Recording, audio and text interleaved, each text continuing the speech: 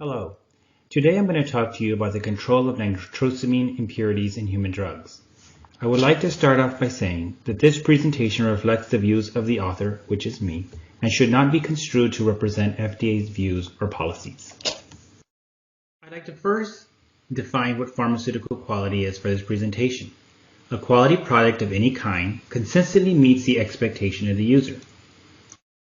And drugs are no different. Patients expect safe and effective medicine with every dose they take. Pharmaceutical quality is assuring every dose is safe and effective, free of contamination and defects. It is what gives patients confidence in their next dose of medicine. Nitrosamines are found in many different parts of our daily lives. NDMA and other nitrosamines are common contaminants in low amounts, usually ppm quantities, in foods, beverages, cosmetics, water, tobacco products, and consumer goods. In this reaction shown here, a secondary amine reacts with sodium nitrite to form an N-nitrosamine. Now, I want to also start by talking to you a little bit about the timeline of nitrosamine drug issues for the last 3+ years. I won't mention every single one, but I do want to talk to you a little bit about some important ones. So, for example, in June of 2018, FDA was informed of the presence of NDMA of a valsartan manufacturer. And in July of 2018, a voluntary recall of valsartan was initiated due to the presence of NDMA. Now, also in the fall of 2018, NDEA was detected in a previously recalled valsartan. And so now what ended up happening is the valsartan that was recalled for NDMA was found to have both NDMA and NDEA. Now, this culminated in several other recalls of the sartan family throughout the rest of 2018, and culminated in December of 2018, the FDA posted interim limits for NDMA and NDEA in ARBs. As the calendar turned from 2018 to 2019, FDA posted interim limits for NMBA and ARBs, primarily because NMBA was a nitrosamine of concern for losartan. And fast forwarding to the summer of 2019, FDA became aware of laboratory testing that detected NDMA and ranitidine. And this was something that was covered extensively in popular media and was due to the findings of a private laboratory finding NDMA and ranitidine, which is also known as Zantac. In August 2019, a general advice letter to ARB applicants and DMF holders was posted on FDA.gov. And finally, in September 2019, ranitidine was recalled due to the presence of NDMA. Later that year, in December of 2019, NDMA was also detected in metformin, but recalls were not warranted. And through the rest of 2019 and going into 2020, there were several incidents of nitrosamine issues with rifampin, with nizatidine, which is related to ranitidine in the acid blocker family. And a big thing that happened in April 2020, FDA requested withdrawal of all ranitidine from the US market, and several other drugs were implicated to have presence of nitrosamine, as you can see there, metformin, extended release, and also rifapentine. Now, over the past 3 years, industry and regulators have learned a lot about what factors lead to the risk of nitrosamine impurities in pharmaceuticals. And we like to think of those as three different buckets of root causes. We have process-related root causes, which include physical-chemical properties of the starting materials, intermediates, or drug substances, specific process conditions, and impurities in or reactions with raw materials. And those can be controlled by the development and control strategies. On the upper right-hand corner of the screen, we have the supply chain root causes. Those may be due to use of recovered or recycled materials or other intermediates contaminated with nitrosamines, or cross-contamination in multi-purpose facilities, because sometimes the lines that are used for one type of drug are used for others, and so you can have some cross-contamination. That can be mitigated with quality oversight. And finally, stability. the stability of the drug substance or the drug product, and excipient compatibility. So sometimes the inherent chemistry of the drug over the expected shelf life may cause nitrosamines to form as the product ages. And this can also be mitigated by quality oversight. Together, these three areas contribute to the control of nitrosamines in drug substance and or drug products, and was formalized in a guidance that was first released over a year ago in September 2020 that was entitled The Control of Nitrosamine Impurities in Human Drugs. This guidance, as I mentioned, was first published over a year ago and was revised earlier this year in February of 2021. Now, I want to focus mostly on the rest of my presentation of what is the laboratory testing and method development component for control of nitrosamines in human drugs. So once a signal for nitrosamines in a specific drug product is reported, the first step is to develop a fit-for-purpose technique. Now, I will mention a lot fit for purpose because I think that is a very crucial element that must be adhered to when doing method development, because if it's not fit for purpose, not only may you not see the nitrosamine at the relevant impurities, but also you might bias the result, as can be seen in some of the examples I have, by using the wrong technique. Now, method development, what we typically do in the example in the Office of Testing and Research Lab, is we test the API first and then the finished products. And we perform method validation adherent to ICH Q2R1, and also at the same time develop orthogonal techniques. And I cannot really emphasize how much orthogonal techniques are important in the strategy, because you want always to have a built-in check to make sure that your reported results are cross-checked by a completely independent testing. And also, the final component on this slide is the dissemination of methods, because one of the things that has helped us out enormously is the collaborative nature, and many times under confidentiality agreements across regulatory bodies, but also through public postings and academic results, is a dissemination of methods. And for example, when the FDA lab in the Office of Testing and Research develops methods, we have posted, and I think the last time I counted, we posted 15 plus methods. And really that focuses a guide for each lab to develop and fully validate their own method. So we don't expect that the OTR method, for example, is going to be used for every lab, and every lab needs to make a decision of what is the right method dependent on the expertise or, for example, the instrumentation and platforms available. Now, picking the right platform is very important because, as you can see from this slide, the targets of quantitation are all ppm levels. And so, for example, in here, I have valsartan, ranitidine, and metformin. And those respective targets of quantitation based on the maximum daily dose and the acceptable daily intake are here. So it's 0.3 ppm for valsartan, 0.32 ppm for ranitidine, and 0.038 ppm for metformin. Now, if we're talking about what is going to be the proper technique for that, and we look at this study that was published in the Journal of Liquid Chromatography and Related Technologies in 2017, we see that we're in the realm of typically mass spectrometric based methods, with LC-MS and GC-MS being those that are relevant for nitrosamines. ICP-MS is more of elemental impurities. And so we know that right off the bat, we need to look at what's our mass spectrometry based methods that we need to do the fit for purpose method development.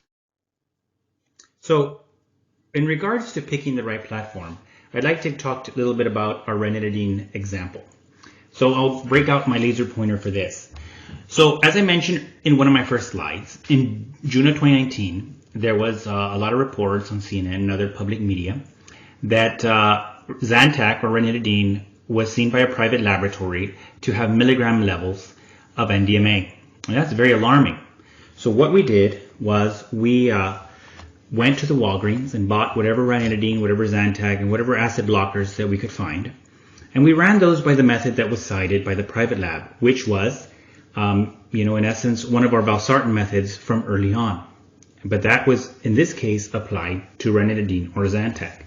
We ran it by the method, which is a headspace method, which you can see here involves the heating of the headspace and the volatilization of the analytes in that way. And what we found was that we also found ppm levels and high ppm levels, thousands of ppm levels of NDMA in the sample. But more curiously, what we found was that the analytical vial that's used for the headspace analysis was black. It had charred remains of the tablet that was used. And this is not something that you usually see for headspace. So we began to think, what's going on here? Is ranitidine, for example, undergoing some thermal degradation to form NDMA? And what we did first is we used a direct injection. So in direct injection, the sample undergoes several extractions, and the column and the inlet port are heated in the direct injection, and the sample is not heated directly. And we see that while we still have NDMA levels present for ranitidine and nizatidine, which was also run, we see that the levels are much lower than the thousands of ppm seen up here. Now, when we ran it with the liquid chromatography high resolution mass spec, we saw that those levels, while present, are still much lower and not nearly on the level of those that were cited by the private lab. And what this shows us is, yes, NDMA was present, but the sample that we were using, the sample method that we were using, was biasing the results on the much more high side than we would expect because we were undergoing some thermal degradation. Now on this side, I'd like to really point out what are the critical factors for LC-HRMS high resolution mass spec quantitation. And really there's three components that are important: the mass accuracy, the resolution, and the mass extraction window. And in the next example, which was a paper that we published last year, it shows the importance of using the right parameters as shown in the previous slide. So first of all, we have two analytes that play a key role here, and I want to make sure that I get all my acronyms in line. So we have dimethylformamide, DMF, that is a common solvent used in the sample manufacturing, and also NDMA, which we've already seen a couple of times in this presentation. Now what we had here is we had an experiment where we ran, and we thought that we saw NDMA, and that was the, that's why it's in quotation marks. Now when we ran a standard, we noticed that the profile didn't quite align. We made up a 30 nanogram per milliliter standard, NDMA standard, and we see it's clearly not what we think is NDMA. So what's going on here? And what ends up happening is that, for example, in this MRM technique, the mass spec instrument has less intrinsic resolution. And so when we run it by different resolution powers, 15,000 and 45,000, we find out, for example, that the sample that we thought had NDMA in fact has DMF, and you need to go to a proper resolution power to see that. So you can see under 45,000 resolution, you can actually separate out the NDMA peak and the DMF N15 isotope. And what this helps you do is that, for example, and this was actually the same private lab that was reporting high levels of NDMA in metformin products, the levels are much lower, and in some cases, some of the products that were seen to fail actually do not fail based on the limit that I showed earlier. Very crucial, again, to pick the right parameters when you're developing an analytical technique. And when we think of method validation characteristics, here are some of the ones that we use. Again, we're looking based on ICH Q2R1, and the testing of impurities usually involves accuracy, precision, specificity, detection limit, quantitation limit, linearity, and range. And all of those are very crucial elements that need to be taken into consideration when reporting results and developing methods. Here is an example of FDA method that we use. And so we report all our linearity, accuracy, precision, repeatability, specificity, limited quantitation, and limited detection, and our range. All of those, again, are a guidepost of what should be used when developing methods, and will lead to the most reliable results. So FDA and USP, for example, have used the method sharing example that I showed earlier. Many have, there's many methods posted.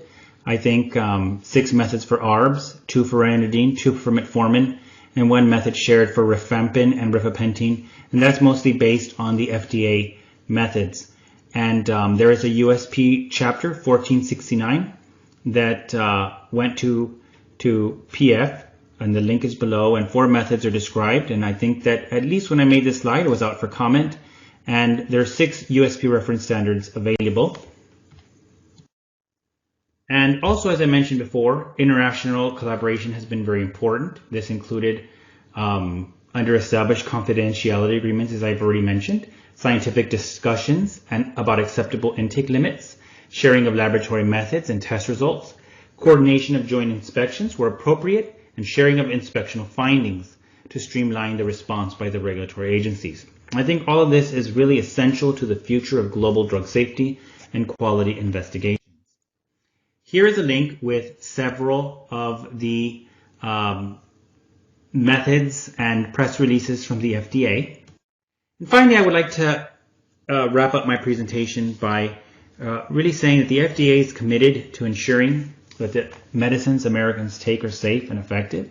And when we identify drug quality lapses that pose potential risk for patients, we make every effort to understand the issues and provide our best recommendation to the public as quickly and accurately as possible. We will continue to investigate and work to ensure these type of impurities do not exceed acceptable limits so that patients can continue to take their medicines without concern. And finally, I'd like to acknowledge really a team. A team goes into all of these presentations, and this is no exception. This team has worked tirelessly and as a very coordinated group for the last 3+ years. I have our lab components in St. Louis and White Oak, which are part of the OTR OPQ labs. Also, our policy group has helped out a lot, and we have worked together with colleagues in OPQ, OND, OGD, and ORA, and part of working groups both within the agency and internationally to reach this point. And I thank you for your time. Thank you for the introduction. I'm Cameron Smith, and in this presentation, my colleague Ilan and myself will discuss some of the agency guidance and research that help facilitate the approval of the first generic glucagon for injection. As an outline of the presentation, I'll first discuss some of the product and lifecycle information that's relevant to the approval of the first generic product. I'll then discuss the FDA guidance for industry that facilitated a pathway for approval for glucagon for injection ANDAs. And we'll then cover some of the quality considerations surrounding both the characterization of API sameness at the drug substance level and comparative studies of API sameness and peptide-related impurity profiles at the drug product level. We'll then cover the mitigation of the risk of immunogenicity, and Ilan will discuss some of the FDA research that was conducted to support the approval of glucagon for injection and other related products. And this includes studies of peptide higher order structure and impurities. So glucagon is a 29 amino acid residue linear peptide whose secondary structure is primarily alpha helical. It's indicated for the treatment of severe hypoglycemia in pediatric and adult patients with diabetes mellitus, and also as a diagnostic aid. It's packaged as a lyophilized powder in a single dose vial containing glucagon and lactose monohydrate, and it's co-packaged with a 1 ml diluent pre-filled syringe containing glycerin, hydrochloric acid, and water for injection.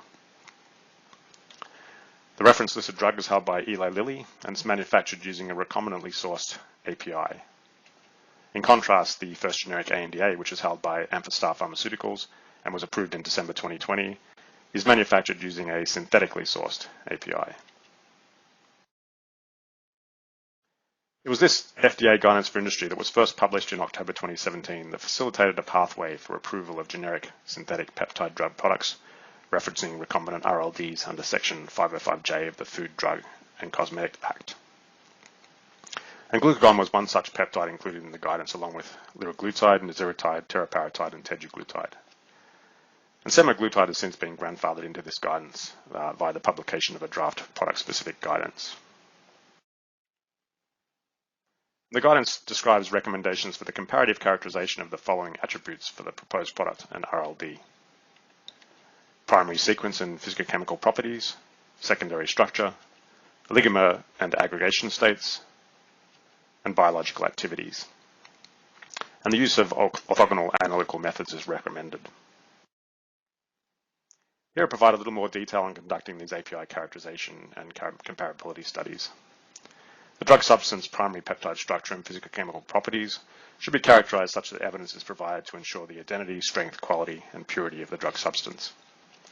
These studies should be conducted on the isolated drug substance, and the DMF can be referenced for this information. In contrast, the comparability studies of peptide higher order structure, oligomer and/or aggregation profile, and biological activity should be conducted on the proposed finished drug product in comparison to the RLD. In this slide, I've included examples of the types of studies that could be included in each category as necessary, along with some examples of analytical methods. So at the drug substance level, along with the characterization of the drug substance primary peptide structure or sequence, solubility is a function of pH, hygroscopicity, and isoelectric point are also important. And Ilan will discuss characterization of the amino acid sequence using high-res MSMS later on in this presentation. At the drug product level, comparative characterization of both the secondary and tertiary higher order structures should be provided. And these could include structural features such as alpha helix, beta sheet, random coil, or the overall tertiary monomeric structure. Ilan will also discuss later characterization of the peptide higher order structure using NMR spectroscopy. A comparative characterization of the various types of oligomer and aggregation states should be provided. And these species could include reversible, non-covalent, soluble oligomers all the way through to soluble or insoluble irreversible aggregates that exist as subvisible or visible particles. And finally, biological activity should be characterized using a therapeutically relevant bioassay. And in the case of glucagon, the USP glucagon bioidentity test can be used. So moving on to a discussion now on impurity comparability studies. As per the guidance, a proposed synthetic generic peptide drug product should not contain impurities at levels greater than those found in the RLD. And so it's recommended that applicants conduct a comparative peptide-related impurity profiling of the RLD and proposed product, and identify all impurities present in the proposed product at a level of 0.10% of the drug substance or greater. Then for each peptide-related impurity that's found in the proposed drug product in RLD, it should be demonstrated that the proposed product level of such an impurity is the same as or lower than that found in the RLD. It should also be demonstrated that the proposed drug product does not contain any new peptide-related impurities at levels greater than 0.5% of the drug substance. And then finally, for all impurities present at levels between 0.10% and 0.5%, that are either not present in the RLD or present in the proposed product at higher levels than the RLD, these should be fully characterized. And evidence should be provided as to why these impurities do not affect the safety, efficacy, or potential for immunogenicity. We also recommend that you consider the use of UHPLC high-res MSMS, not only to facilitate peak identification, but also to ensure peak purity. And Ilan will discuss this agency reference later on in the presentation. So regarding peptide-related impurity limits, consistent with the guidance and the results of your comparative impurity profile, limits for each peptide-related impurity can be established such that they're either 1, qualified by observed RLD levels for each impurity, 2, up to a maximum of not more than 0.5% and supported by in vitro and or in silico studies suggesting the impurity does not add immunogenicity risk to the product, or 3, less than 0.10% without qualification of the risk of immunogenicity needed. Regarding mitigation of immunogenicity risk, as I mentioned earlier, for any new or elevated level peptide-related impurities that are found at levels between 0.10 and 0.5%, you should evaluate the risk of immunogenicity, and this refers to the risk of an adaptive immune response. Applicants should demonstrate that the impurity does not contain sequences that have an increased affinity for the major histocompatibility complex, or MHC, and these sequences are also sometimes known as T-cell epitopes. And this can be accomplished by assessment of T-cell activation via binding of these peptide-related impurities to MHC. There are various in silico studies of MHC binding and in vitro binding and functional assays of these specific impurities that can be used. We also ask for an assessment of the risk of an innate immune response of the fully formulated proposed generic in comparison to the RLD.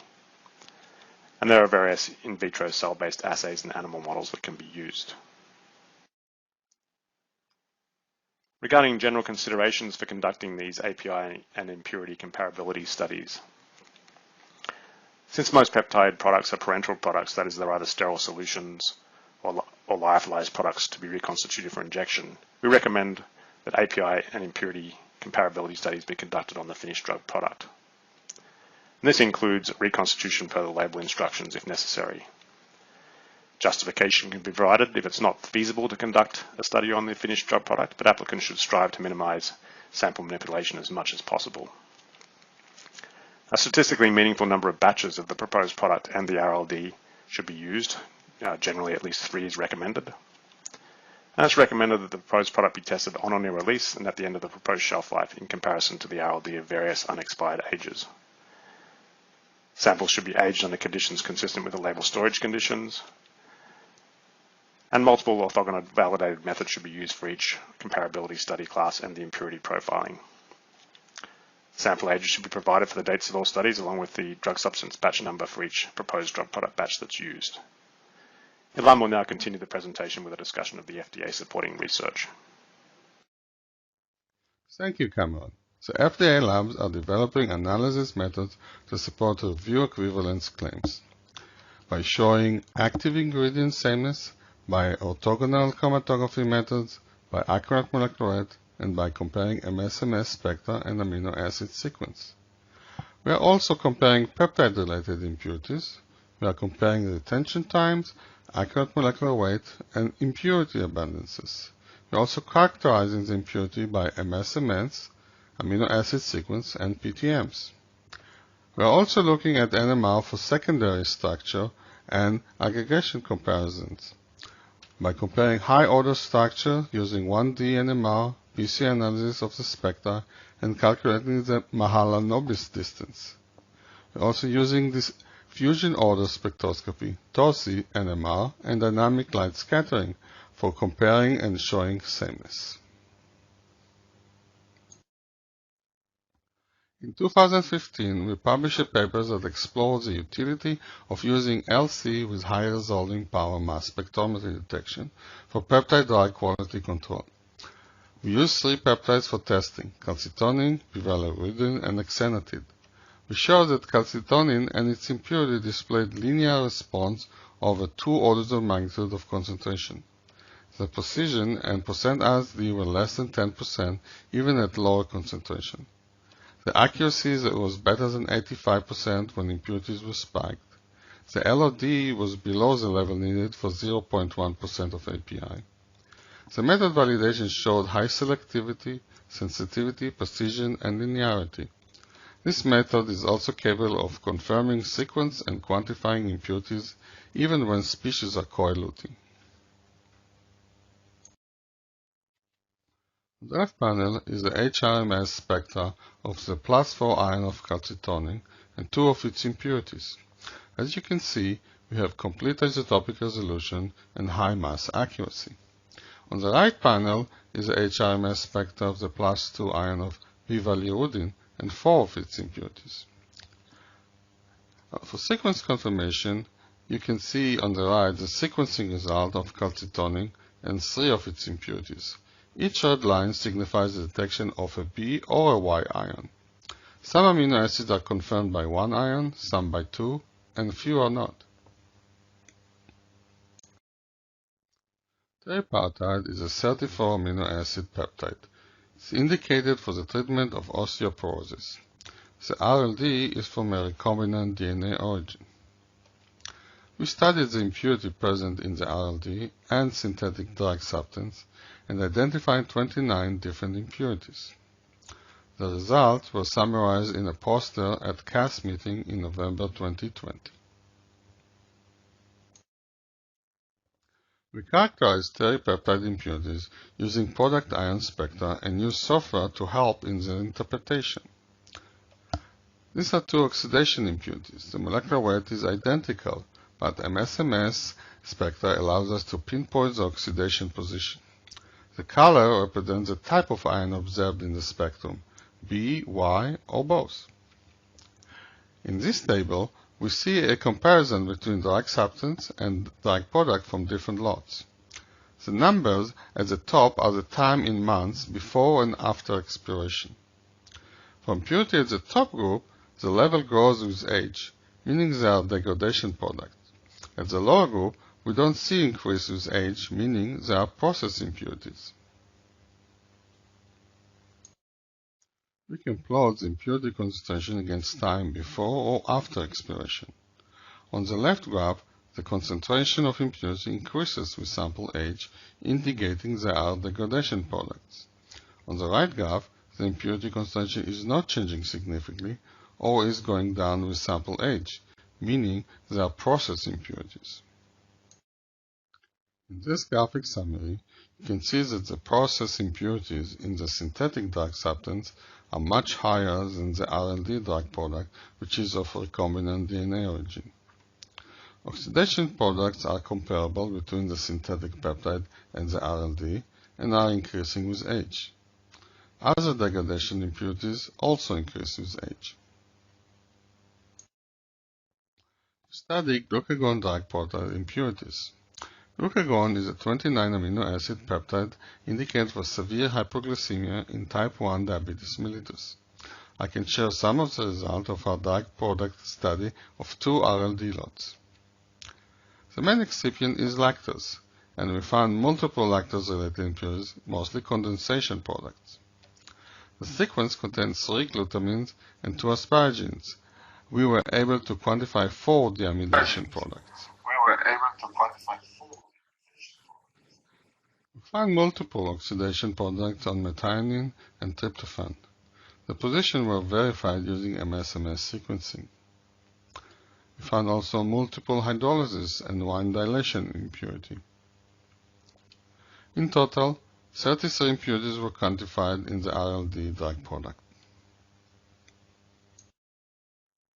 We published on using NMR for comparison of high-order structure in small proteins and peptides. High-order structure is important for protein efficacy and safety. Higher-order structure similarity between a generic and the RLD need to be demonstrated during review. The higher-order structure differences between drug products can be quantified using NMR and PCA analysis of the spectra. Mahalanobis distance is a unitless metric calculated in PCA space. All distances between analog insulin RLDs and follow-on products were less than 3.29. 2 human insulin products that were independently approved showed a much higher distance of 20.5. After dialysis of the 2 to the same buffer, the Mahalanobis distance was reduced to 1.19 or less. Top left panel is the overlaid 1D NMR spectra of 2 Lispro insulin products, shown blue and red. The gray areas are excluded from PC analysis because they are mainly excipients. The plots of PC1 versus PC2 and PC1 versus PC3 shows the 2 products are very similar. The Mahalanobis distance was calculated to be 3.29, indicating high similarity. Top panel is the overlaid 1D NMR spectra of 2 insulin human drug products, shown in blue and red.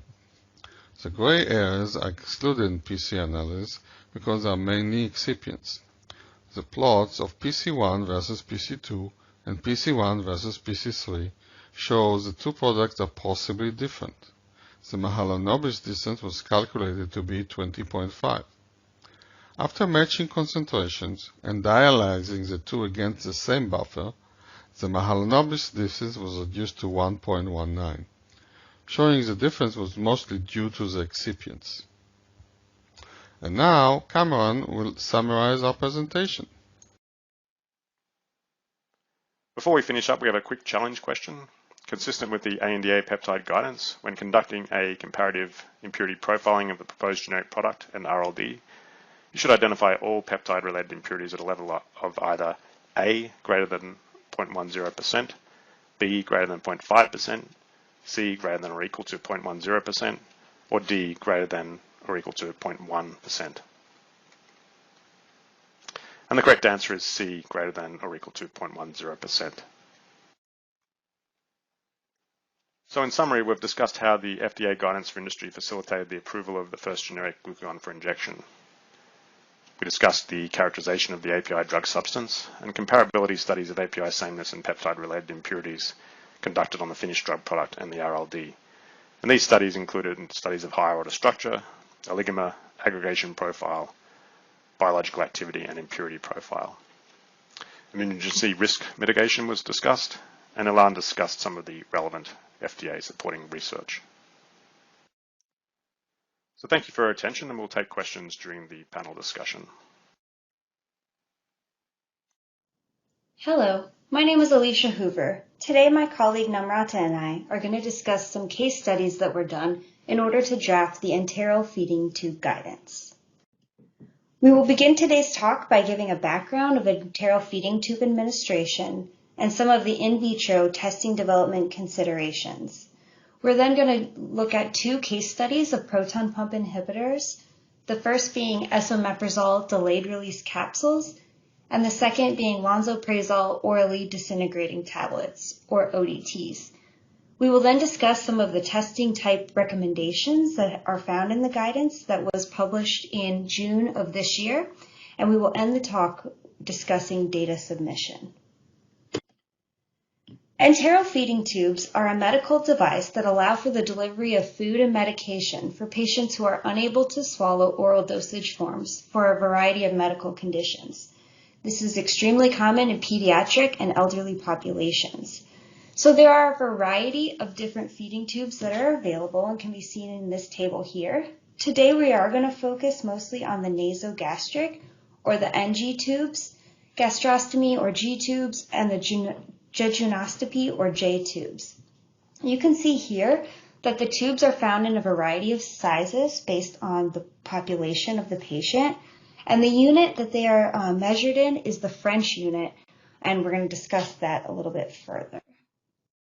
So whenever a drug is administered through an enteral feeding tube, this poses a risk. The drug can either adhere to the sides of the tube, or it can actually completely obstruct the tube, which would require removal and replacement of the tube, which is both uncomfortable to the patient and requires additional cost. So enteral feeding tubes can be made from a variety of materials. The most common is polyurethane, silicone, and PVC. So we talked a little bit about that these tubes are measured in the French unit, and the French unit is actually referring to the outer diameter of the tube. So depending on what the material of the tube is, the inner diameter can be affected. So for instance, silicone, which is the least flexible of the materials, is the most rigid and has the smallest inner diameter. So the material of the tube can affect the delivery of the medication. Another consideration is the enteric coating that is found on many of the drug products that are delivered through enteral feeding tubes. Enteric coatings are used to prevent degradation in stomach acid, and we really need to consider whether the enteric coating can be affected by dispersing these drugs in media prior to delivery through an enteral tube. Finally, we have to also consider the geometry of the tube. The labels specify that these can be administered through, for example, an NG tube, but there are several different manufacturers, different geometries of a nasogastric tube. So it's important to look at different geometries, whether that be distal tip, the number of eyes that the medication can actually be delivered through, or whether a gastric balloon, such as in these G tubes, is present.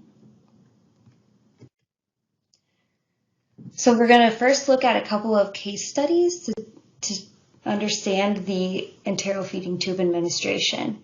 Proton pump inhibitors are commonly used to manage acid-related disorders by irreversibly inhibiting the proton pump function. And so the first one we're going to talk about today is esomeprazole delayed release capsules, where these capsules can actually be opened and then they can be administered through an oral syringe and 8 French nasogastric tube. Both of these drug products are formulated with an enteric coating to prevent degradation in stomach acid. So we wanted to use some analytical methods that we developed in-house to better understand the risk of delivering esomeprazole through an enteral feeding tube. So the first set of tests that we came up with was looking at the dispersion in media. So we looked at disintegration, sedimentation, and pH. We also want to understand the drug recovery through the feeding tube and syringe combination. We also developed some acid resistance stability tests, and this will tell us a little bit about the integrity of the enteric coating during the dispersion media incubation time. And finally, we looked at the particle size distribution. In the interest of time today, we're going to focus on the final 2 tests, which are acid resistance stability and particle size distribution, but I should mention that this work is published if you want to look at some of the So for the first test, we're going to talk about acid resistance. And so in these studies, the label actually says that the drug should be placed in dispersion media and delivered immediately through a nasogastric tube. So we tested 2 different types of water, which are deionized water and tap water, and we delivered them immediately. When we deliver the drug immediately, we see less than 10% drug release in acid, meaning the integrity of the enteric coating has not been affected. However, to mimic a clinical setting, we also looked at a 15-minute incubation time. So let's say a caregiver actually puts the medication in water, but isn't able to administer that right away. In that case, 4 out of 6 lots had greater than 10% drug release when the granules are delivered after a 15-minute delay, meaning that the integrity of that enteric coating may be affected by the dispersion in the media. This was further confirmed by some particle size distribution testing that we did. So you can see here, when there's no incubation, we see a very clean particle size distribution. However, when the drugs are allowed to sit in water for 15 minutes, we see a shift. We see these smaller particles, and we also see a shift towards larger particles. So we think that these smaller particles may be a result of damaged enteric coating, and the larger particles may be a result of particle agglomeration. So the incubation time is very important and should be considered when you are developing a drug that can be administered through an enteral feeding tube.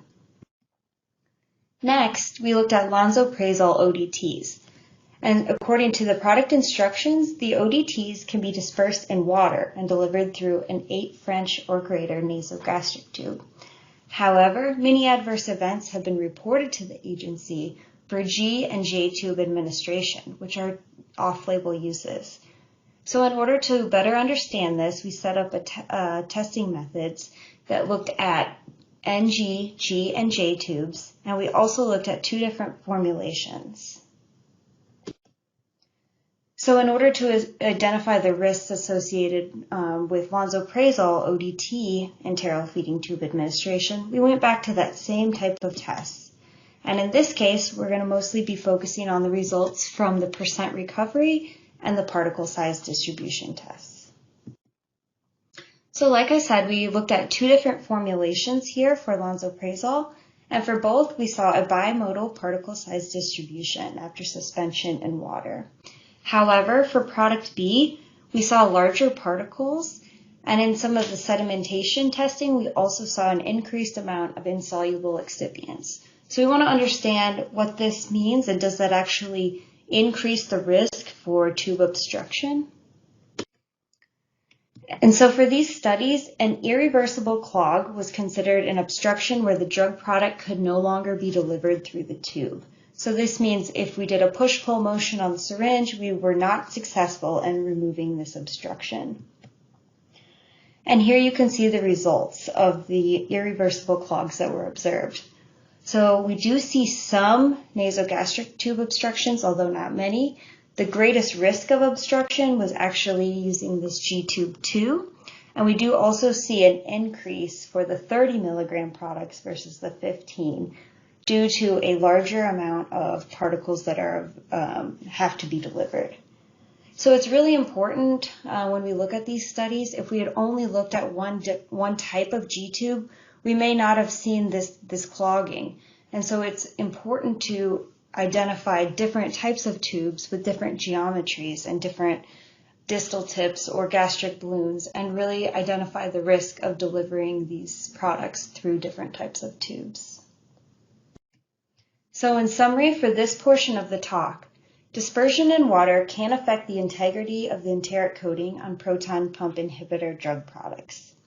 The tube geometry and design can affect drug delivery through enteral feeding tubes, and the methods developed in these studies can assess the risks associated with enteral feeding tube drug administration. For the challenge question, which is not an example of a material that feeding tubes are made of? Polyurethane, polyvinyl chloride, polyethylene, or silicone? And the correct answer is polyethylene. I will now pass it off to Namrata, who will talk more about the draft guidance. Hello everyone, I am Namrata Trivedi. I am a quality reviewer in the Office of Life Cycle Drug Product in OPQ at FDA. Thank you, Alicia, for the wonderful presentation and summarizing agency's recommendation on testing development consideration for enteral feeding tubes. Now, in this section, I will talk about in vitro testing type recommendations with related case studies and briefly touch upon the data submission part. As an agency, we want to ensure safe and effective delivery of drug product via enteral tube. So, I will start by talking about risk factors that could lead to incomplete delivery of drug product through those feeding tubes. The risk factors could be related to drug product, such as presence of insoluble ingredients, inadequate dispersion of API and excipients, large particle size, or integrity of the enteric coating. There are risk factors related to dispersion media and tubing assembly, such as inappropriate vehicle as the dispersion media, interaction between tubing material and the drug product, tubing assembly, and configuration. Dosage administration process. The risk factors associated with the administration process are departure from labeling instruction, inadequate flushing, number of administration, or holding position. Any of these risk factors could lead to blockage and inadequate delivery of drug product. That is why it is critical to evaluate the drug product suitability by in vitro testing for enteral tube administration. Here are the in vitro testing type recommendations. Recovery testing, and the things to keep in mind for recovery testing. If the dispersion medium is water, the testing should be performed using water with different pH. Testing should mimic the directed dosing regimen. The effect of repeat administration on drug recovery should be evaluated. Different tubing materials and intended soaking time should be evaluated. Sedimentation volume and redispersibility testing. Insoluble components of a drug product have the potential for sedimentation that may increase the risk of clogging, while redispersibility of the drug product is to determine if the settled solid can be redispersed. These tests are qualitative tests and evaluates risk of clogging. In-use stability in designated dispersion media. In-use stability should be performed to demonstrate that the drug product dispersion is chemically and physically stable in the dispersion media. Intended storage time should be considered. If the storage or holding time is longer than 4 hours, then microbial testing should be included. Particle size distribution study. Particle size of a drug product is a key attribute that affects the passage of a drug product through the tube. It predicts the risk of blockage. Acid-resistant testing for a drug product with an enteric coating. Acid-resistant testing is used to ensure the integrity of the enteric coating of acid-labeled drug and to ensure chemical stability of it. Dissolution testing. Dissolution testing for extended release dosage forms to demonstrate that preparation and delivery via enteral tube does not affect the timing of a drug release. It is important to keep in mind that the type and extent of testing should be a risk-based decision. And additional testing should be considered based on the characteristic of the individual drug product and the risk factor associated with it. So now let's look at some of the case studies to understand the risk-based decision. In the first case study is about the generic product application of lansoprazole delayed-release orally disintegrating tablets. When we compared the characteristic of the proposed generic product to the reference product, the generic product had about 3 times larger the pellet size than the reference product, more insoluble excipient, and about 200 mg more tablet weight compared to the reference product. These are all the risk factors which could lead to clogging of the tube. We asked the applicant to perform more testing, and at the same time, our FDA lab also evaluated this product. The data showed a major clogging behavior and was considered as not acceptable. The applicant reformulated the product with smaller particle size and had a less insoluble excipients and resubmitted it. The next case study is about the generic product application of esomeprazole magnesium delayed-release capsules. The applicant provided tests of 2 different tubing sizes, 6 French and 8 French, made of polyurethane. The 6 French tubing size showed a major clogging. Clogging was also observed in one of the 8 French tubing of polyurethane. The applicant had provided data of different tubing materials, but they were with much higher tubing size and not conclusive. Since the applicant had tested only polyurethane tube of recommended 8 French size, it was identified as a potential risk. The same size tubing made of different material may have a very different inner diameter. We asked the applicant to evaluate the different tubing material of 8 French size of both test and reference product, and if they observed a clogging in any of those materials, then testing should be repeated with the next higher size, which would be 10 French in this. In another example of esomeprazole delayed-release capsules, the test product Bs were found to adhere to syringes and showed a lower recovery of about 92%. But with the pre-treatment of syringe, the test product showed 100% recovery. The applicant proposed the labeling changes to add a pre-treatment step. We consider this as a deviation from RLD labeling, and that is not acceptable. The generic product needs to be equivalent to the reference product. So I hope you get some idea about what is the risk-based testing. Finally, I would like to talk about the data submission. It is important to keep in mind that efficient and adequate information can increase the overall review time and enhance the review cycle outcome. We would like to see complete report of all the in vitro testing with clear description of test objectives, with details about samples, tubing materials, and test conditions. Test results with individual data points, data analysis, and side-by-side comparison of test and reference product.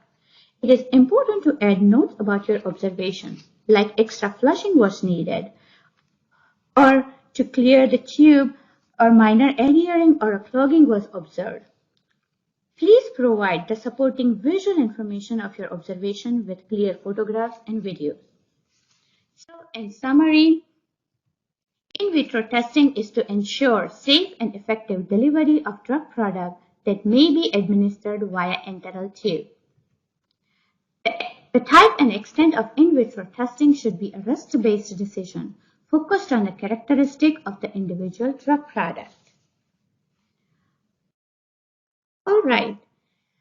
On to the challenge question. And the question is, which of the following condition is possible risk of enteral tube blocking? A. Presence of insoluble ingredients. B. Drug product enteral tube interaction. C. Particle size. And D. All of the above.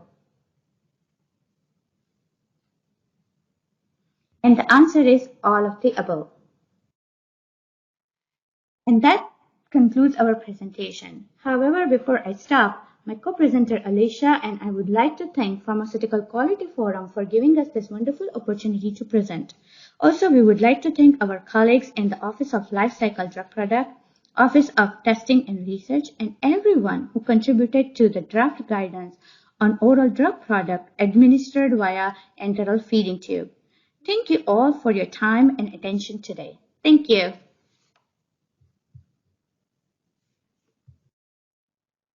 Thank you for the introduction and good afternoon, everyone. My name is Yiwei Li. I'm from the Office of Pharmaceutical Manufacturing Assessment in the Office of Pharmaceutical Quality. Today, my colleague, Dr. Charudharshini Srinivasan, and I will provide a joint presentation discussing research fueling approvals, a case study of Ferumoxytol. It is truly my pleasure to be here and to share some thoughts on this important topic. Let's take a look at the learning objectives. At the end of this presentation, we will have covered discussions on how to gain understanding for Ferumoxytol injection, a complex nanomaterial through regulatory research. We will also discuss how to identify critical quality attributes and how our FDA research is applied to understand such attributes and their impact on the drug product quality. Here is the outline of the presentation.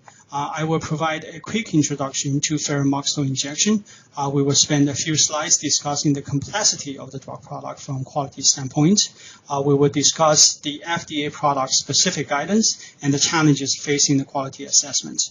After that, Dr. Srinivasan will provide an overview of FDA research capabilities in the division of product quality research, OTR, and OPQ, as well as our collaborations with CDER. A few case studies in terms of different analytical technologies used to characterize Ferumoxytol will be discussed. At the end of the presentation, we will provide a summary and a couple of challenge questions. Introduction to Ferumoxytol injection. Ferumoxytol injection is a complex parental iron replacement product. It is indicated for the treatment of iron deficiency anemia. Ferumoxytol injection is a complex drug product containing both inorganic and organic components. The inorganic component is the polynuclear iron oxide core, and the organic component is synthetically modified polysaccharides. And these components form particles in the nanometer range. Upon injection, it is believed that the nano-sized iron oxide particles are picked up via endocytic routes, processed and repackaged into hemoglobin to treat anemia. There are two known adverse effects for Ferumoxytol: hypersensitivity reactions such as anaphylaxis, and also the oxidative stress caused by low molecular weight iron species. Let's take a closer look at this complex nano product. Showing on the left is the image of iron oxide magnetite crystalline structure. The green circles are iron 2, while the brown circles are iron 3 ions. The green atoms are in the structure are oxygen atoms. The iron core is a non-stoichiometric crystal containing such crystalline units. Now, in the middle is the molecular structure of carbohydrate components of Ferumoxytol. The organic molecule is obtained from a dextran polysaccharides polymer and further modified to increase its affinity to the iron core. On the right-hand side, we present a cartoon image of the Ferumoxytol nanoparticle. It contains an iron oxide core and surrounded by carbohydrate. The iron core is stabilized by the carbohydrate via electrostatic forces and form colloidal particles at the nanometer range. At the lower portion of the slides, we provide the key characteristics of this drug product. With that, let's take a look at the FDA product specific guidance. For Ferumoxytol injection, 2B studies are required to demonstrate bioequivalencies between the test product and RLD, one in vivo study and one in vitro particle size distribution study. In addition to the VE studies, there are also special considerations. For example, the proposed generic drug product should be qualitatively and quantitatively the same as RLD, and sameness in physical-chemical properties should be established. So for developers of a generic iron carbohydrate injection product, such as Ferumoxytol, demonstration sameness in physical chemical properties is key. To do that, the firm needs to demonstrate sameness in iron core characterization, composition of carbohydrate shell, particle morphology, and also the label ion determination. Now let's take a look at the challenges in establishing sameness. As we have shown in the last couple of slides, the presence of both inorganic and organic components in the product solution, and the fact that the components form particles at nanometer range presents some unique regulatory and scientific challenges. For example, sample manipulation is needed to separate the inorganic and the organic components. Of course, if sample manipulation is performed, sample preparation under experimental conditions may bring variabilities to the characterization efforts. Because the drug product is complex, advanced and specialized analytical tools are needed. Some of these are not used for routine drug product characterization. Therefore, proper analytical method validation and demonstration of suitability for use may become a challenge. Another challenge is the variability in characterization data. They arise when the samples are prepared differently or different analytical instruments are used. Sometimes when the design and execution of analytical methods are different, that also brings the variability as well. So at FDA, when the assessment team is tasked to review drug product, especially complex drug product, we need a good understanding of the drug product. Facing the challenges listed above, the assessment team and the FDA research team collaborated early so that FDA research capabilities can help the assessment team understand the drug product. So in the next few slides, Dr. Srinivasan will demonstrate how FDA research capabilities is used to help the understanding of Ferumoxytol injection. Thanks, Dr. Yiwei Li, for providing a nice overview and challenges in establishing sameness of the Ferumoxytol drug product. Due to the complex nature of the Ferumoxytol product, our internal research will help us understand the techniques, adequacy of the procedures, understand the product better, and share the knowledge with reviewers. Let's talk about our research capabilities. Let's take a look at some of the physicochemical properties attributed to drug quality of iron colloids. This is discussed in detail in the review article published by the agency, provided here below. Iron colloids are complex drug product composed of iron oxide or oxyhydroxide core and a complex carbohydrate coat. Because of this complexity, characterization studies are not just conducted on the finished product, but also on the isolated iron core and the carbohydrate part to demonstrate sameness. Physicochemical properties can affect safety and efficacy of these complex drug products. So here, in the table are examples of various physicochemical characterization studies and the corresponding analytical methods available to characterize the properties of these complex colloids. They are divided into three categories: whole drug product, iron core, and the carbohydrate shell.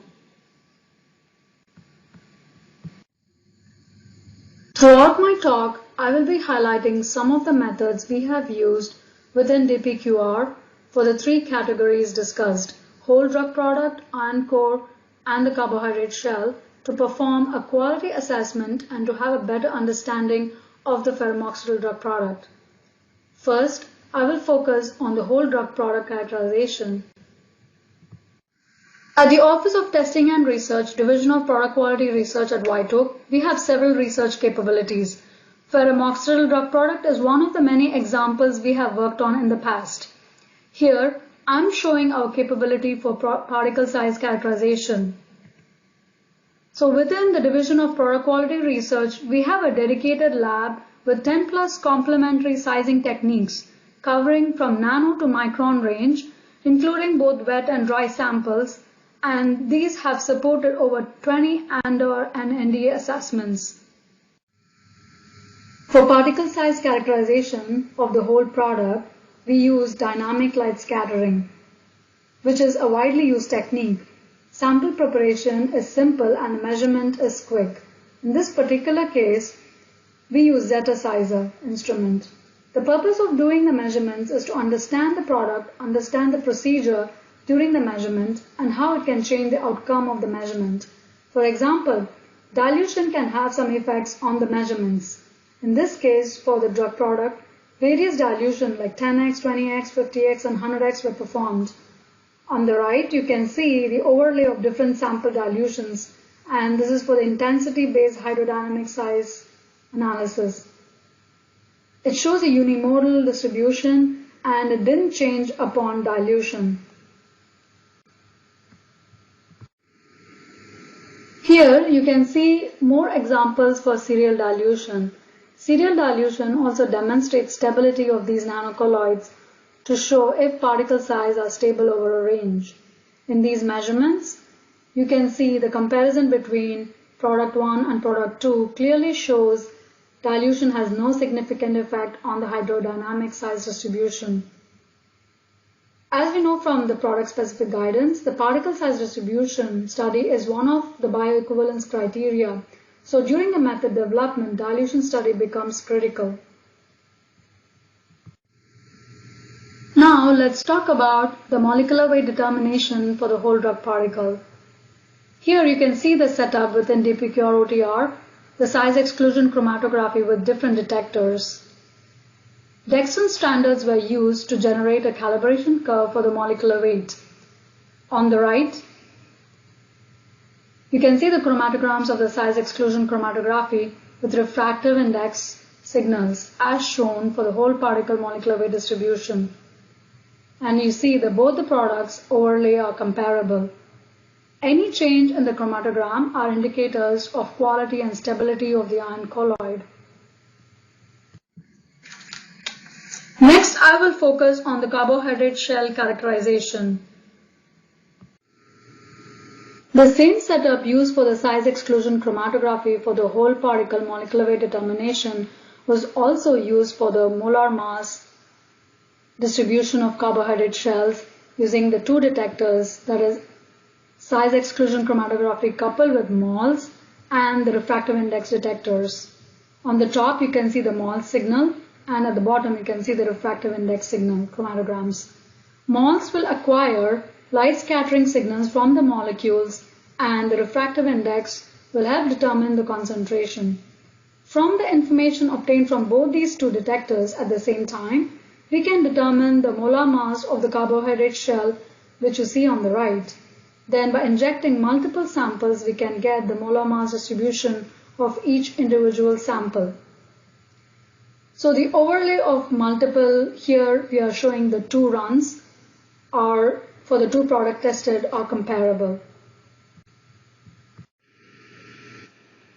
Now I will discuss the methods used to understand iron core characterization. To understand the iron core, there are several techniques you can use as described earlier under physicochemical characterization techniques. The technique we used was transmission electron microscopy. We have this instrument at Center for Devices and Radiological Health CDRH core facility at White Oak, FDA. On the right, the table shows literature reports from various techniques used for the core size measurement and the particle size.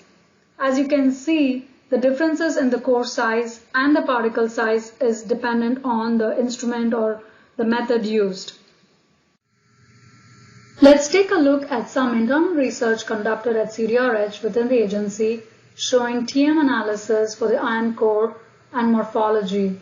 Here we demonstrate the importance of sample preparation and experimental conditions for comparative cryo, transmission electron microscopy and room temperature TEM. On the top, TEM micrographs performed on different substrates are shown. the cryo-TEM and the room temperature TEM on silica and the room temperature TEM on the carbon. The dark spots that you see are the iron core on the micrographs. You can see some differences prepared between the cryo-TEM and the room temperature TEM on different substrates. In this case study, it was shown that cryo-TEM technique could preserve the native structure and morphology of the iron colloids better compared to the room temperature TEM because it can avoid particle aggregation and it doesn't require sample dehydration and drying steps that are usually used for the room temperature TEM technique. The bottom table shows different orthogonal methods used to characterize and understand Ferumoxytol drug product.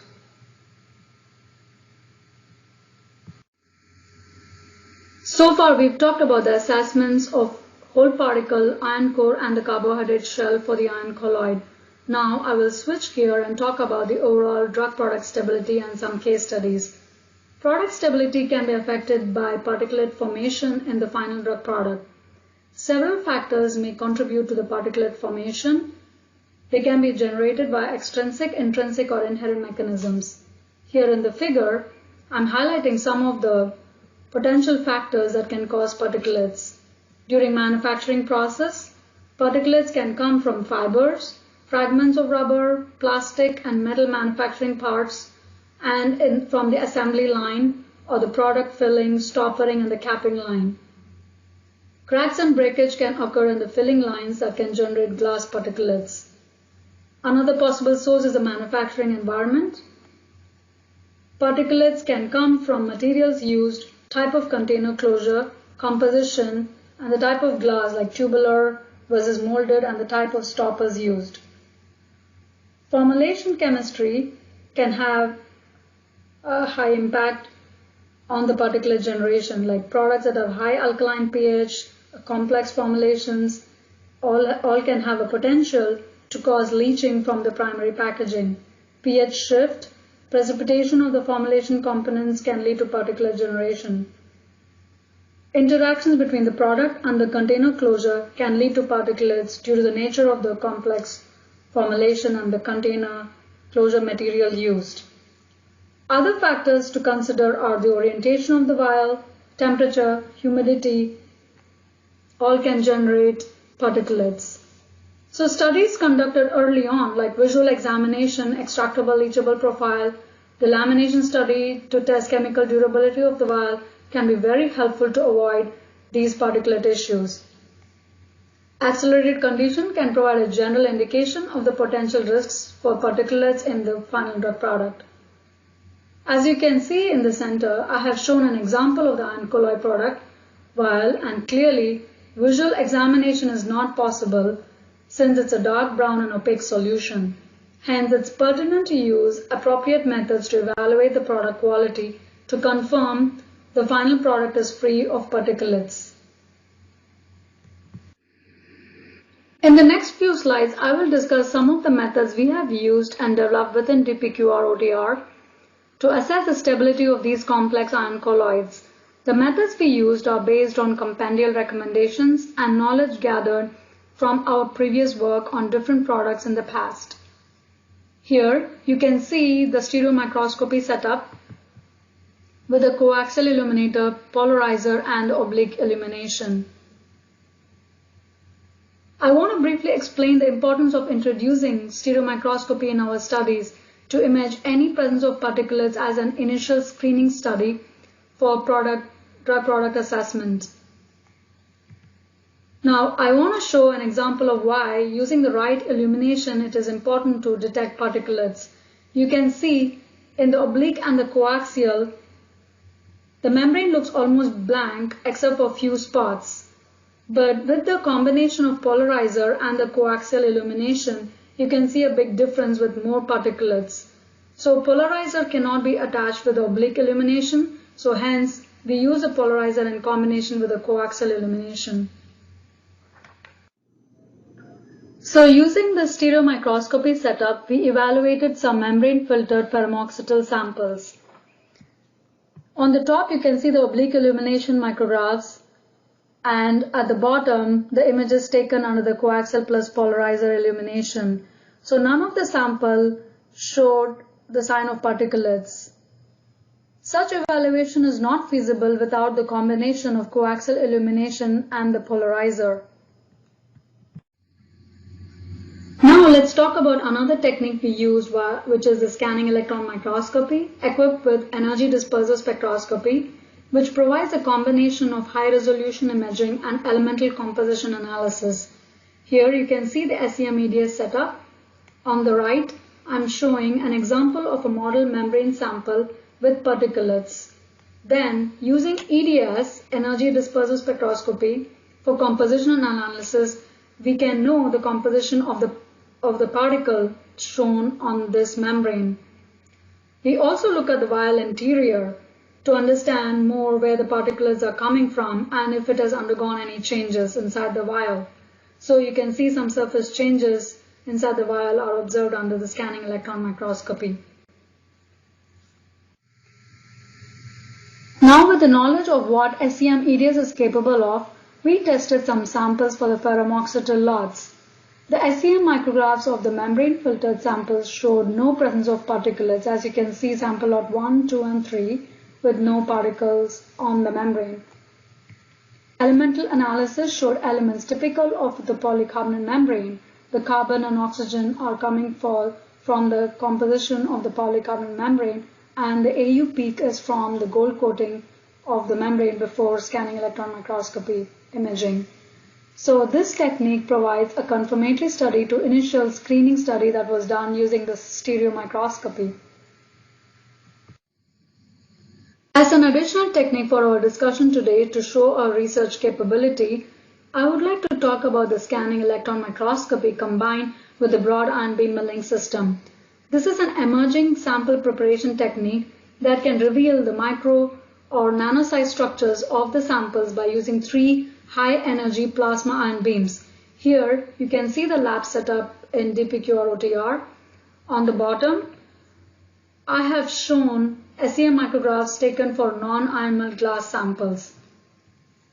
And here you can see the ion milled sample vial wall, where you can see a smooth surface for the ion milled sample. And this is the SEM micrograph following ion milling. And with the help of EDS, you can specify a line scan during the imaging to see its composition as well. As you can see, the silicon, sodium, aluminum and carbon were all uniform. There were several other line scans performed on the vial wall during the imaging, and they all showed similar distribution. So this confirms that there is no change on the vial wall, which shows that there is no interaction or any change within the vial container. So this gets to the end of my talk. So due to the complex nature of the Ferumoxytol product, our internal research has helped us understand the techniques, adequacy of the procedure, apply complementary techniques, and understand the product better. And this also helped us to share our knowledge with the reviewers. To wrap up our talk, let's summarize. Regulatory research facilitates the understanding of critical factors impacting drug product quality and regulatory approval. Complementary techniques are beneficial to evaluate the product quality attributes and characterization of complex drug products. Suitability of the techniques is critical for comparative evaluation. The regulatory assessment supported by product quality research leads to knowledge-based regulatory decisions. We are happy to share that the innovative and collaborative assessment approach adopted by Ferumoxytol injection assessment team has led to the approval of the first generic and the applicant is Sandoz. And it was approved in January of 2021. Thank you for your attention. Dr. Yiwei Li and myself would like to acknowledge the research and review team for their support on the assessment of Ferumoxytol drug products. Now, let's use what we have learned and answer some challenge questions. Challenge question number 1. Which of the following statements is true? A. Ferumoxytol is a liposomal product. B. Ferumoxytol is a simple injection product. C. Ferumoxytol is a complex drug product composed of iron oxide core and a carbohydrate shell. D. Ferumoxytol is a liquid-based product. I repeat, which of the following statements is true? A. Ferumoxytol is a liposomal product. B. Ferumoxytol is a simple injection product. C. Ferumoxytol is a complex drug product composed of iron oxide core and a carbohydrate shell. And D. Ferumoxytol is a liquid-based oral product. The correct answer is C. Ferumoxytol is a complex drug product composed of iron oxide core and a carbohydrate shell.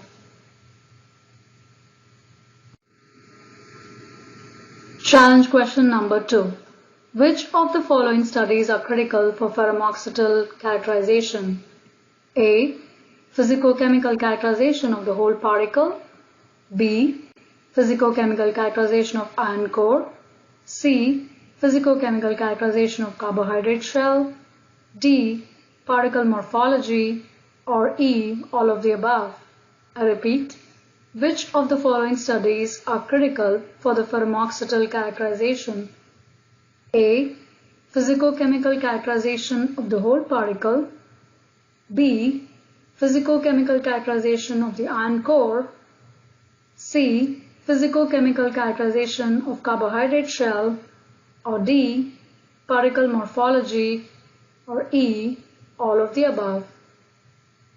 And the answer is all of the above, E.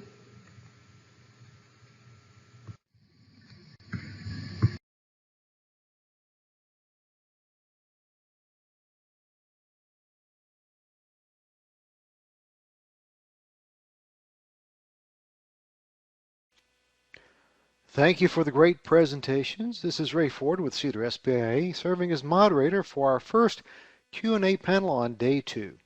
If you haven't had a chance to enter your questions into the Q&A chat pod, please do so now. We'll answer as many questions as time allows. Looks like we have some questions coming in right now, and the first question will be directed to Dr. Rodriguez, and here's the first question. Is there a type of technique to start with when trying to implement a nitrosamine screening method?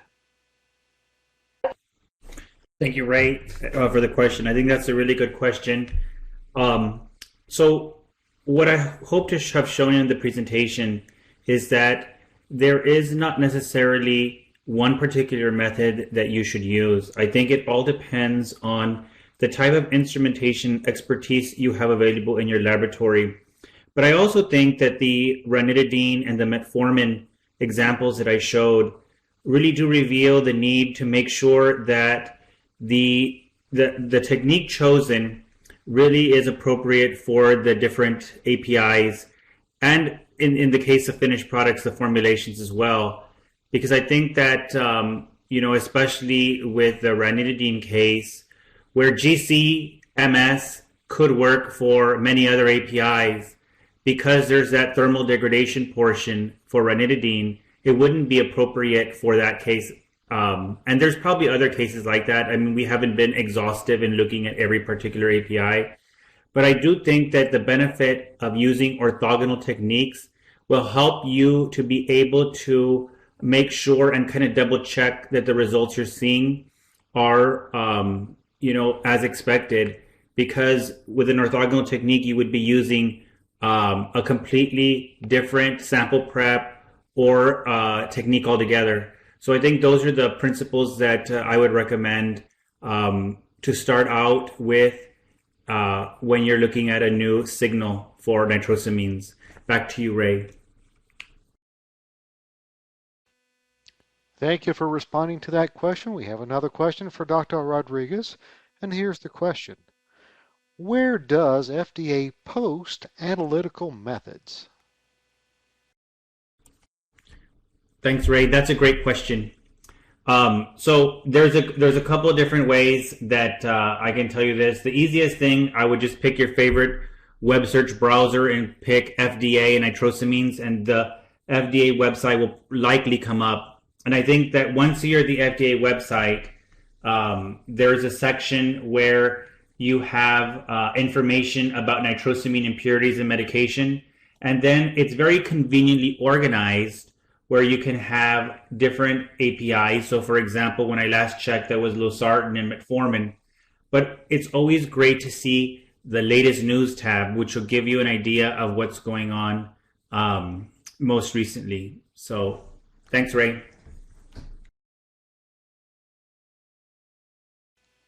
Thank you for responding to that question. We do have another question for Dr. Rodriguez, and here's the question. We keep seeing new impurities like N-nitroso-irbesartan and azeto impurity in losartan. It'd be helpful if the FDA posts the most current and quick updates and also draft limits for newly identified impurities. Can you comment? Yes, Ray. So I think that's a very good question and a very good point. I think one of our most recent methods that we have posted, I think it was in September, was for the nitroso-varenicline impurity. And I think that, you brought up the nitroso-irbesartan impurity as well. I think as those become something that come to the forefront, it's very important to check back to this information that that we exchange via the FDA.gov website.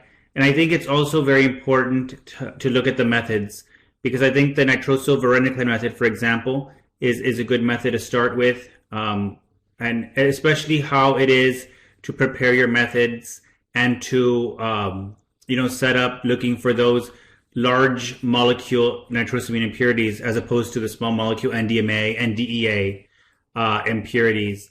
And I think that the other thing that I keep my eye out for is for the guidance and to see if there's any more updates for that guidance. As I mentioned in the presentation, it was released a year ago and updated about 6 months later. So that's something I don't know if it'll continue, but it's a good idea to keep the most freshest version of the guidance available. Back to you, Ray. Thank you for responding to that question. We're going to move on to another presenter, Dr. Cameron Smith, and here's the question for Dr. Smith. How should applicants justify the process-related impurities present at levels higher than 0.10% in the generic API? Should we do innate immunogenicity studies for each individual impurity, or should we do the study on the drug product by spiking all process-related impurities?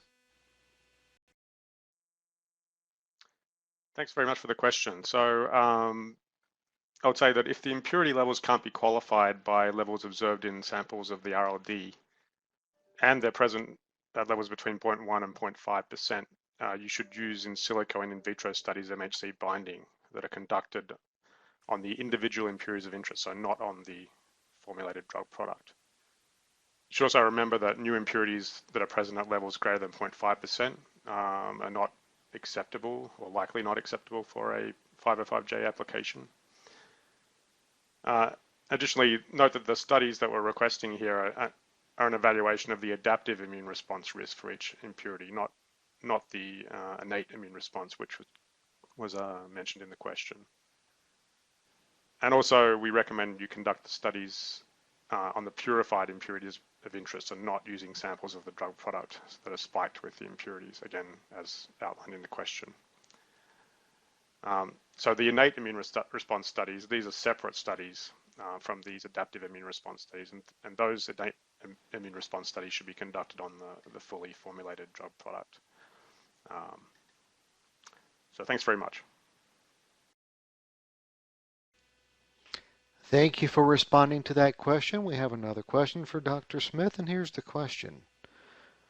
Is the 0.1% impurity limit applied to all peptide-related impurities, including small chain peptides 8 to 10, or only to those peptides covered in your slide on page number 4.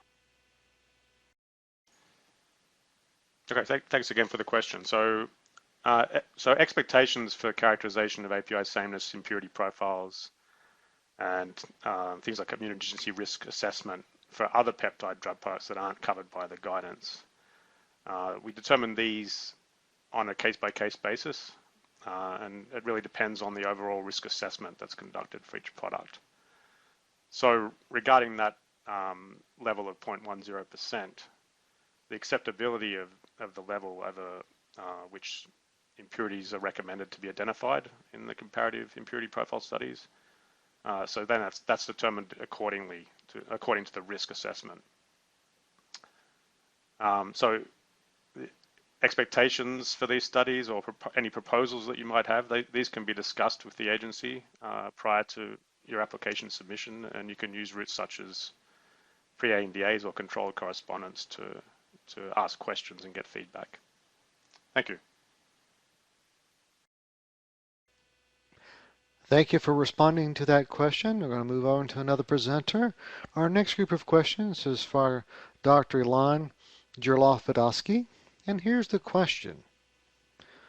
When we say FDA supporting research and supporting and developing an analysis method to prove pharmaceutical equivalence, can you please explain the process?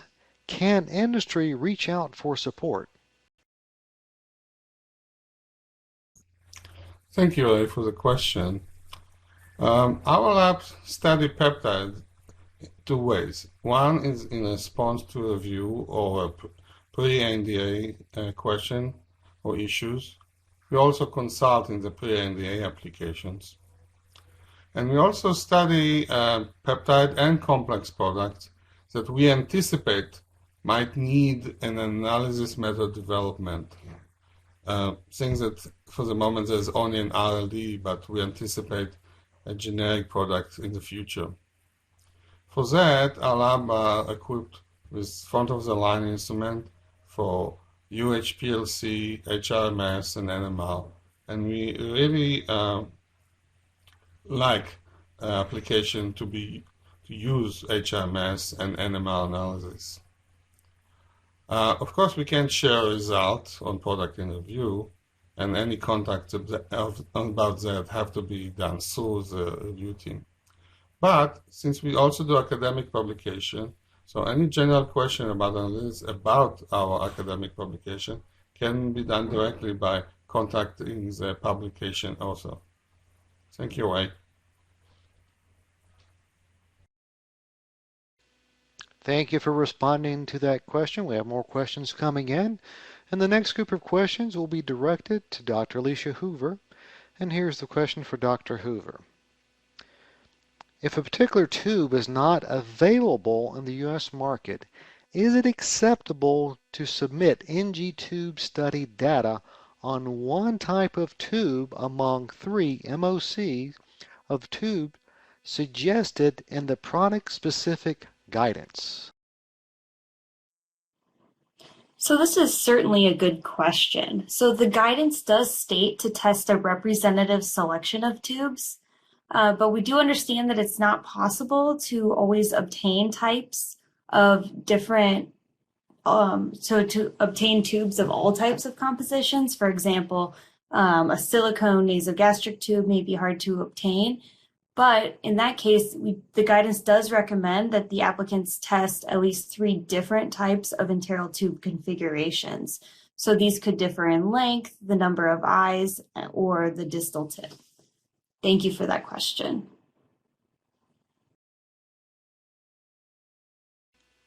Thank you for responding to that question. We have another question for Dr. Hoover.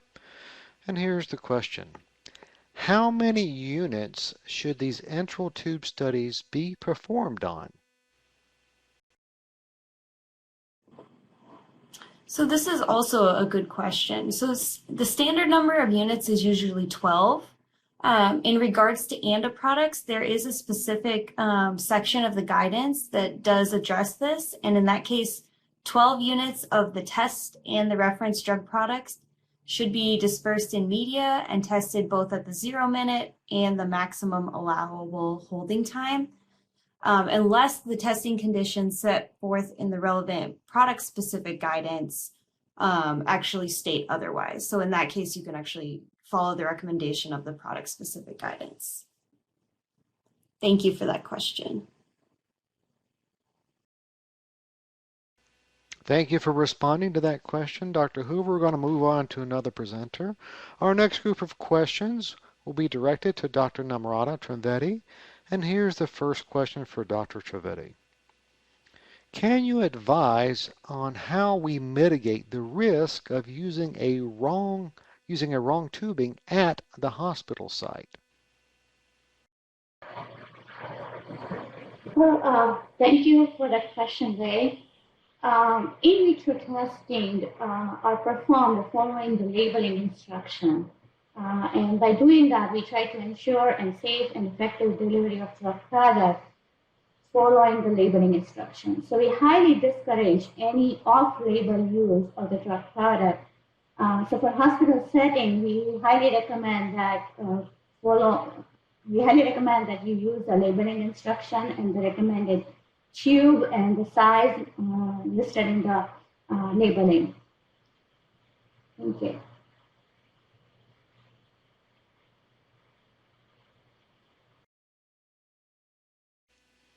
Thank you for responding to that question. We've got a few more questions for Dr. Trivedi. And here's the next question. Typically, the guidance seems to be oriented on delayed release solid oral products. What are the agency's expectations on a ready-to-use suspension product meant for enteral administration through nasogastric route? It seems that the guidance is oriented to delayed release oral solid products because there are many such products out in the market. However, I want to emphasize that the guidance does provide the recommendation for a wide range of oral dosage forms such as granules, pellets, powders, capsules, tablets, and all kinds of suspension products.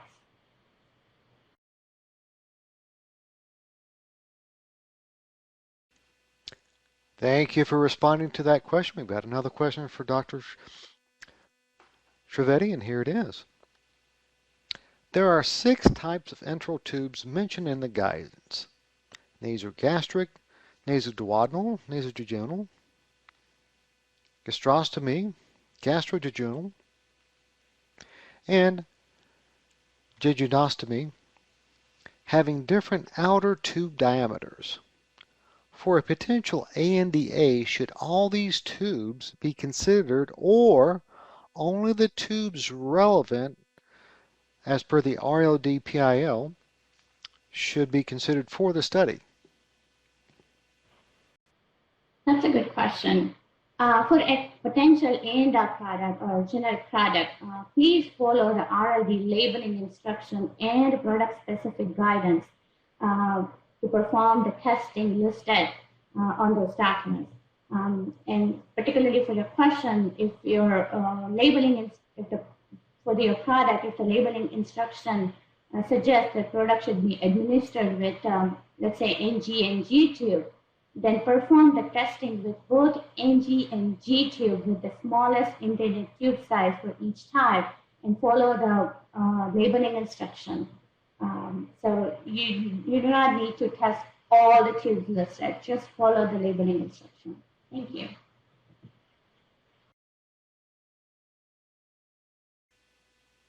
Thank you for responding to that question. We're moving on to another presenter, Dr. Yiwei Li. And Dr. Li, here's the question. To compare product sameness, whole particle size is characterized, iron core size is also characterized.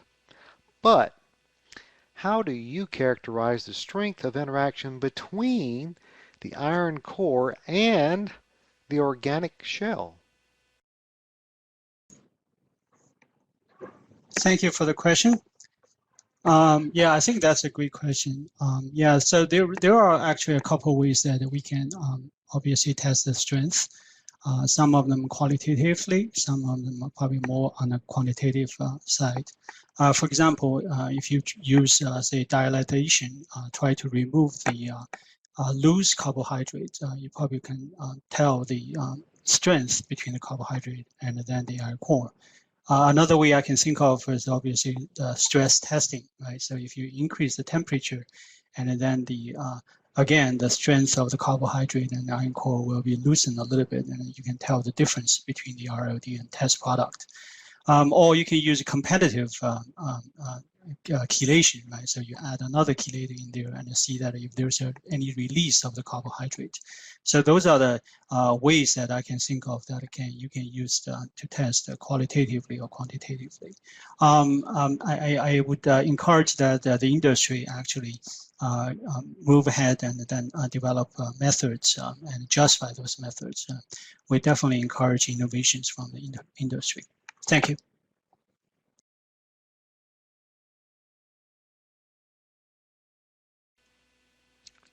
Thank you for responding to that question. I have a few more questions for Dr. Li, and here's the next question. Is carbohydrate and Ferumoxytol considered as an excipient, as it was presented on the previous FDA conference for iron sucrose?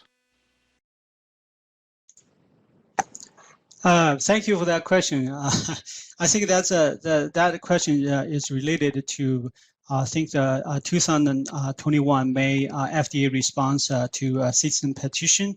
The petition actually include a few iron carbohydrate drug products. I think that the specific response that FDA sent out listed the affected drug products. So I would recommend that industry take a look closely at the FDA response to that citizen petition and to determine the active pharmaceutical ingredients and affected drug products. Thank you.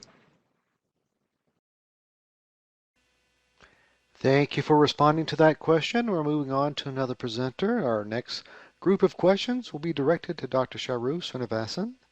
And here's the first question. Are there any toxicity considerations when evaluating iron plus 2 and iron plus 3 oxides and related impurities such as iron hydroxides, for example? Thank you for the question. So as these are complex drug products, if the ion is released from the complex, they become impurities. In such cases, all of them could be a possible impurity and they need to be monitored and controlled. Thank you.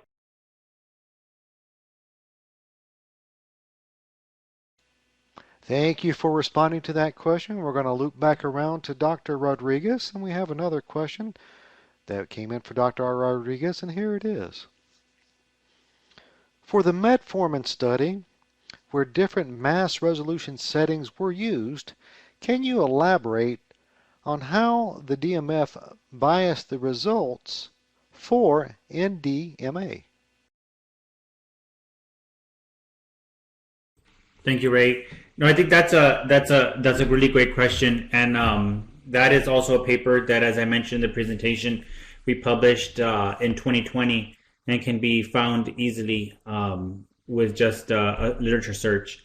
But I think that was a really important paper because it showed that two co-eluting solvents, for example, the DMF and then the NDMA, which is not supposed to be there, or not, it's not desirable, it's a nitrosamine, co-elute, and together, if they're not resolved and you don't use the proper sensitivity settings, what you have is a situation where you're over-reporting the NDMA.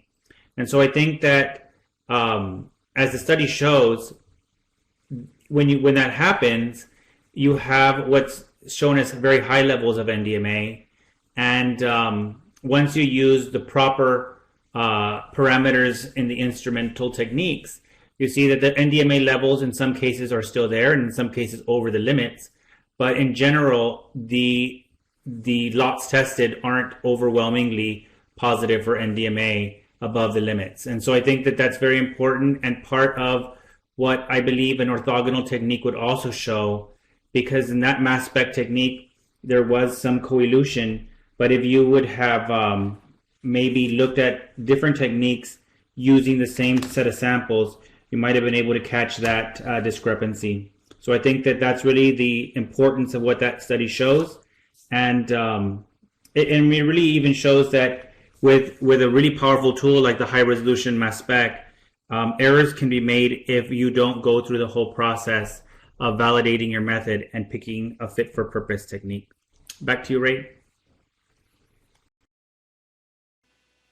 Thank you for responding to that question. We're going to move on to Dr. Cameron Smith. A few questions came in, and here's the first question. Are accelerated conditions acceptable for aging samples for the API sameness and impurity comparative studies? Yeah, thanks, Ray, for the question. So generally, we don't recommend that you use samples that are aged under accelerated conditions. Our recommendation is that you use conditions that are consistent with the label storage conditions.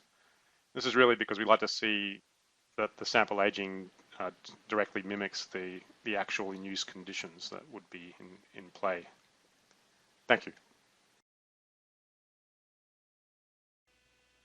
Thank you for responding to that question. We've got another question for Dr. Smith, and here's the question.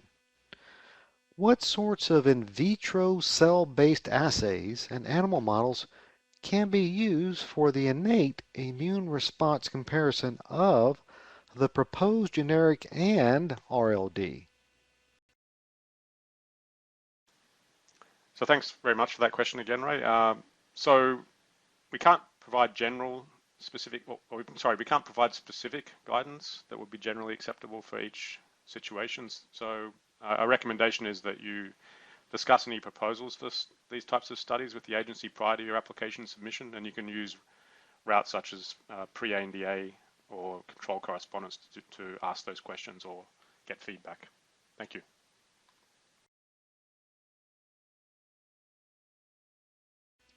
Thank you for responding to that question. We're going to move on to Dr.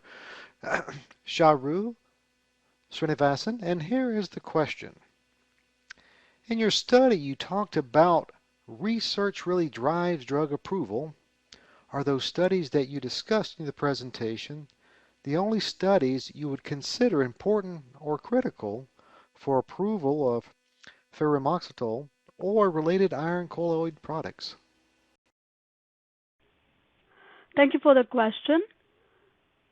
So since the iron colloid products are complex, there are several challenges associated with these products in establishing the sameness. And from our both presentations, you would understand the complexity and challenges involved.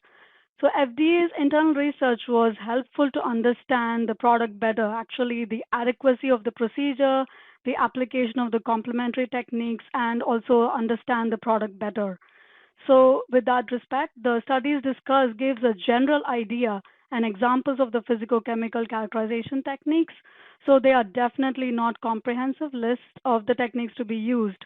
So, and also FDA encourages drug manufacturers to try different analytical techniques like conventional and the new, just for example, discussed in our presentation as appropriate, and also being critical to understand the product better. That said, any technique developed for the product characterization, the applicant should conduct proper analytical technique, method validation, and demonstrate suitability for characterization of the product. Thank you.